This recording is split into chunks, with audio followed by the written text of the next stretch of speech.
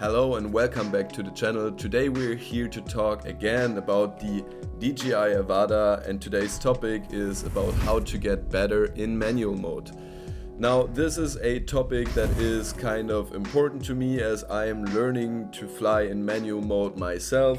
I got myself the FPV controller to actually fly in manual mode because with the motion controller that is not possible. Flying in manual mode is super fun and it can improve your shots a lot as you're able to do a lot of stuff that you're not able to do with the motion controller. It takes a bit of practice and it is kind of scary if you try it first, but with a couple of tips you get there really easy, and I'm here to help as I discovered a lot of things that will make your life way easier once you want to get into manual flying.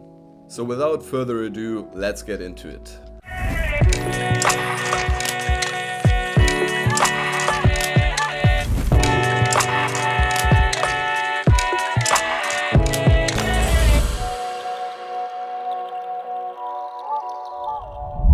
So first we're going to talk about the actual FPV controller and some things you can adjust. Then we're going to dive in the simulator, I explain you some stuff there. Then I'm going to show you some settings you can adjust in the drone and in the simulator. And then we go out for a field practice to show you some tricks and tips there. And actually I have collected some general tips that I think will tremendously help you at the beginning, and I'm gonna talk about those at the end. So let's start with the FPV controller.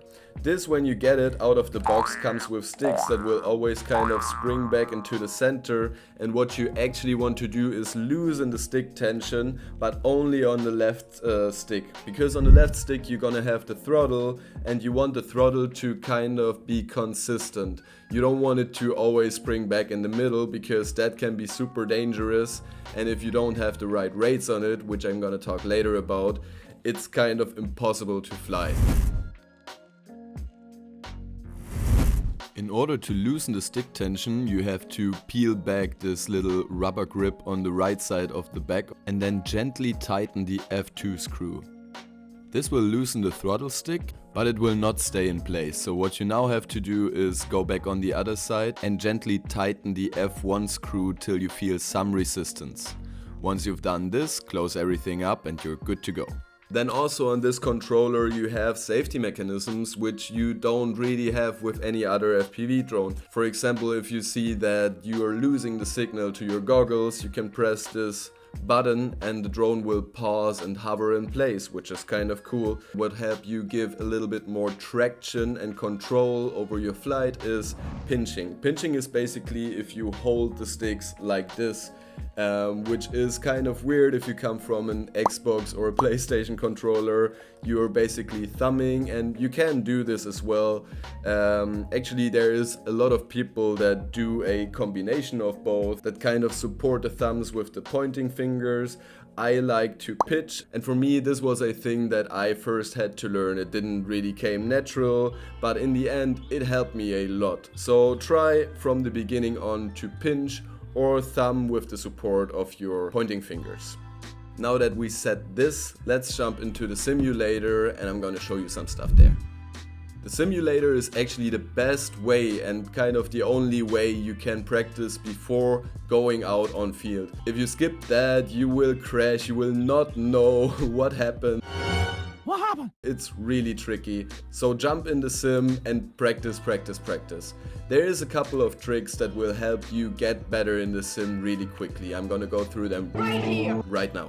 So in the sim you will have different trails that you can fly over and over again, and you can kind of swap through them. Like there is, I think, 4 to 5 trails for each kind of area you can fly. Just fly them over and over again and you will really quickly see your progress. Now the DJI Flight Simulator is kind of limited in the areas, while other simulators, for example Liftoff, offer you a wide variety.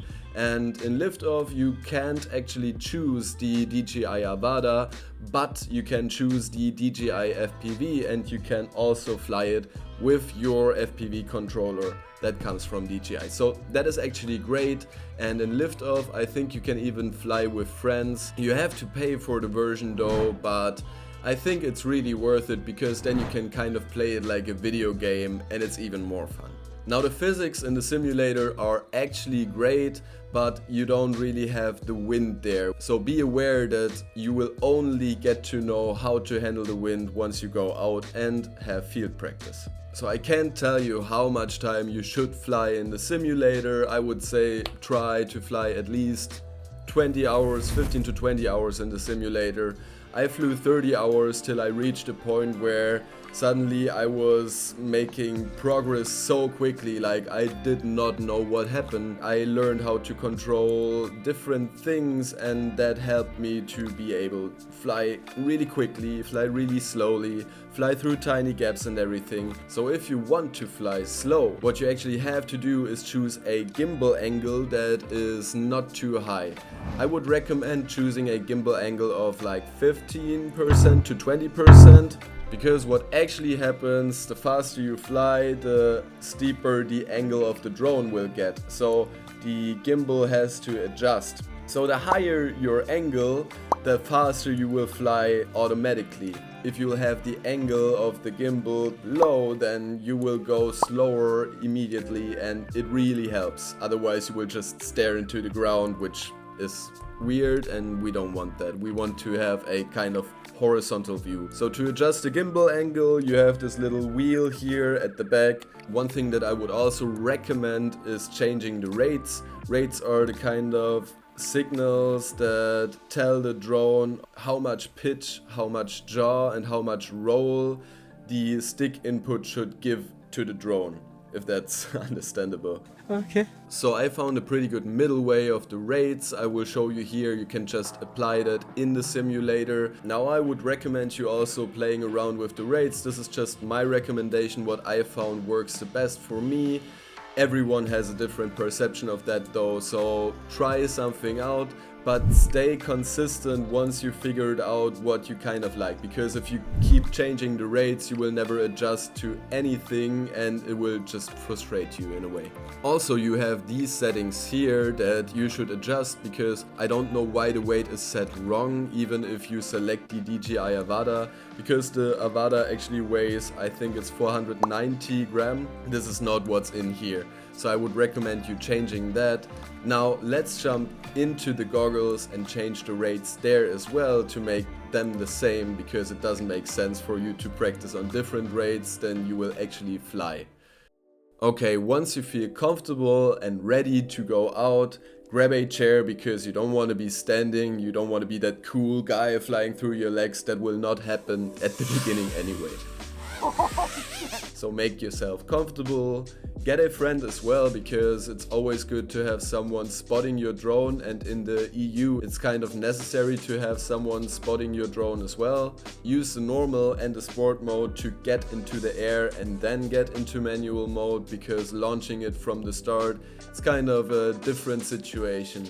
One thing you will notice as well is you will panic. It doesn't matter how good you've been in the simulator, flying out there is putting so much stress on you. It's crazy, so try to calm down, be really comfortable. That is the most important. For me, I flew now I think 4 times in the manual mode, and just now I'm getting kind of comfortable with flying outside. Also, the wind is different, as we already said. The simulator is not able to bring you the exact same experience than outside field practice. So what I recommend you also is taking the motion controller with you and just like have some fun time in between and see how the drone behaves in windy situations, and kind of take it easy, because you don't want to be that try-hard and like only fly in manual mode. You will lose the fun and you will lose the motivation to actually keep practicing. Crashes also are completely normal. Of course, they should be avoided, but they will happen, and they will happen also if you're flying already for 2 or 3 years. People when flying FPV tend to fly as kind of dangerous as possible because that just is the most fun and it gives you the best results, like visually. If you're crashing, try to do it. I know it sounds like kind of weird, but try to do it in a way that it doesn't damage the drone too much. Okay, now we're almost at the end, and now I'm gonna give you some tips that I found very helpful and that improved my flying immediately. First thing is learn how to fly slow. Flying fast can be super fun, but actually the DJI Avata is a Cinewhoop, and like most Cinewhoops, not made for flying super fast, doing big dives or having acrobatic movements in there.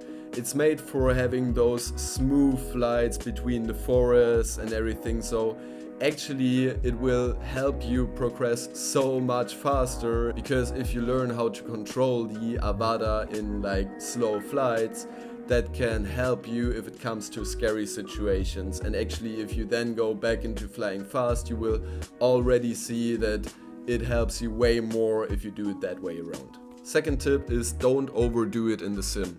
I saw this guy making a video about practicing 100 hours in the simulator before going out flying the first time, and I don't think that's really a good idea, because what happens then is you get so comfortable because nothing can happen in the simulator, and then once you go out everything can happen, so you're kind of panicking even more. I think the best way is to have a good mix of both. Of course, first you need some practice in the simulator before your first flight, but then as soon as you're good enough to kind of control the drone and go on the field and practice, do that over and over and over again. And finally, the third tip is don't stress if things don't work out your way. Flying FPV is super weird as you're flying with 4 axes. It's something super difficult for your brain to understand in the first place. So take it easy on you, and then someday you will have that point where you're not even thinking about what you're doing anymore and you're just flying. And this, trust me, is the most amazing part. So to sum everything up, adjust the sticks on your controller, practice in the simulator, play with the rates or use mine if you like them, go out and fly as much as you can, and finally take it easy, because it demands time.